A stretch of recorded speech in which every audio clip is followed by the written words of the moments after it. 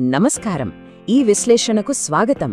ఈరోజు మనం బెంగళూరు నగరంలో స్వాతంత్ర్య దినోత్సవం సందర్భంగా జరిగే అత్యంత అద్భుతమైన లాల్ బాగ్ ఫ్లవర్ షో గురించి మాట్లాడుకోబోతున్నాం. ఎంతో అందమైన ప్రకృతికి మన గొప్ప చరిత్ర తోడైతే ఎలా ఉంటుందో ఈ ప్రదర్శన అద్భుతంగా కళ్లకు కడుతుంది. అసలు ఈ ప్రదర్శన రేంజ్ ఏంటో అర్థం చేసుకోవాలంటే ఈ ఒక్క అంకే చాలు. అక్షరాల 36 లక్షలు. అవును, మీరు విన్నది నిజమే. ఇన్ని లక్షల సున్నితమైన పూలను ఒకే చోట పేర్చి ఒక సుందరమైన ప్రపంచాన్ని సృష్టించడం అంటే మాటలు కాదు, అదొక లాజిస్టికల్ అద్భుతం. అక్కడికి వెళ్లి లోపలికి అడుగుపెట్టగానే ఆ లక్షలాది పూల సువాసనలు మనల్ని కట్టిపడేస్తాయి. సరే, ముందుగా మొదటి విభాగానికి వెళ్దాం. ప్రపంచ స్థాయి పుష్ప ప్రదర్శన లాల్ బాగ్ షోలో అంతర్జాతీయ పూలు. ఈ ప్రదర్శన కేవలం స్థానిక పూలకు మాత్రమే పరిమితం కాలేదండోయ్. ఆస్ట్రేలియా, థాయిలాండ్, హాలాండ్, ఇంకా కీన్యా లాంటి దేశాల నుంచి అత్యంత అరుదైన విదేశీ పూలను ఇక్కడికి ప్రత్యేకంగా రప్పించారు. స్థానిక పూలతో పాటు వీటిని కూడా కలిపి ఒక అంతర్జాతీయ సుగంధ స్వర్గాన్ని ఇక్కడ క్రియేట్ చేశారు. మరి ఇన్ని దేశాల నుంచి వస్తున్నాయి కదా, ఎన్ని రకాలుంటాయో తెలుసా? దాదాపు 130కి పైగా విభిన్న జాతుల పూలు ఇక్కడ కొలువుదీరాయి. ప్రకృతి ప్రేమికులకు, ఫోటోగ్రాఫర్లకు ఇదొక అద్భుతమైన క్యాన్వాస్ లాంటిది. అడుగడుగునా సరికొత్త రంగులు మనకి దర్శనమిస్తూనే ఉంటాయి. ఇప్పుడు రెండో భాగం చూద్దాం. గంగ సామ్రాజ్య పునఃసృష్టి, అంటే పూల రూపంలో ప్రాణం పోసుకున్న చారిత్రక సామ్రాజ్యం గురించి తెలుసుకుందాం. అసలు ఈ గంగ సామ్రాజ్యం ఏంటంటే సుమారు 1200 సంవత్సరాల క్రితం కర్ణాటకను పాలించిన ఒక ప్రముఖ చారిత్రక సామ్రాజ్యం.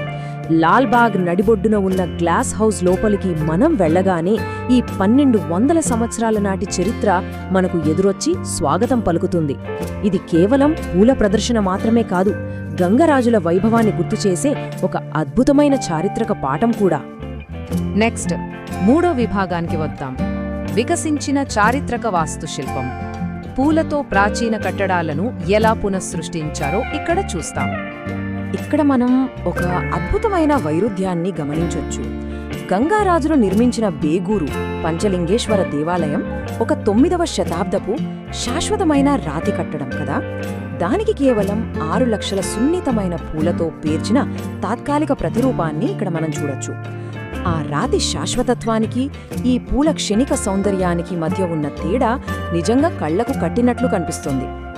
అలాగే గ్లాస్ హౌస్ లోపల మరో అద్భుతమైన సృష్టి ఏంటంటే ఈ 57 అడుగుల బాహుబలి విగ్రహం కాన్సెప్ట్.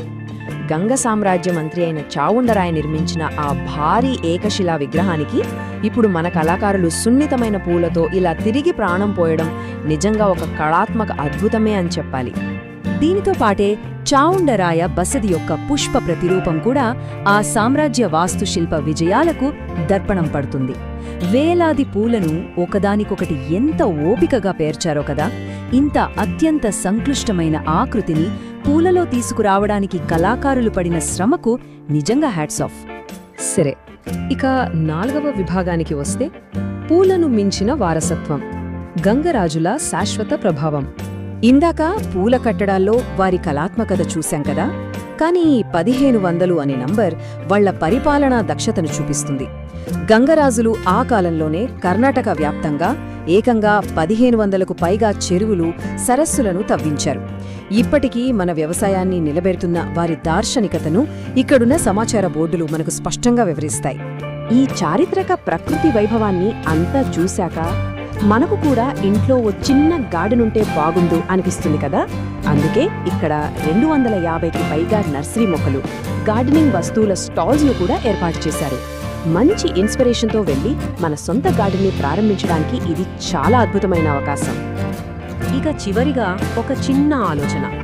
కొద్ది రోజుల పాటే ఉండే ఈ 36 లక్షల పూల సోయగం ఏకంగా 1200 ఏళ్ల నాటి గంగారాజుల శాశ్వత వారసత్వాన్ని ఎంత బలంగా గుర్తు చేస్తోందో కదా.